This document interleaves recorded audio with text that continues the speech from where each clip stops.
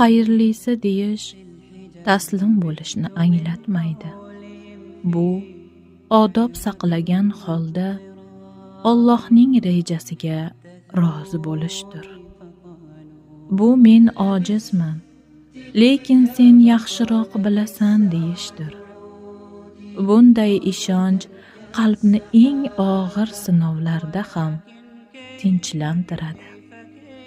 Shunday ekan, kech bo'lsa ham, bo'lmasa ham ko'nglingizni og'ritgan har narsa uchun xayrlisi shu ekan deyishni unutmang.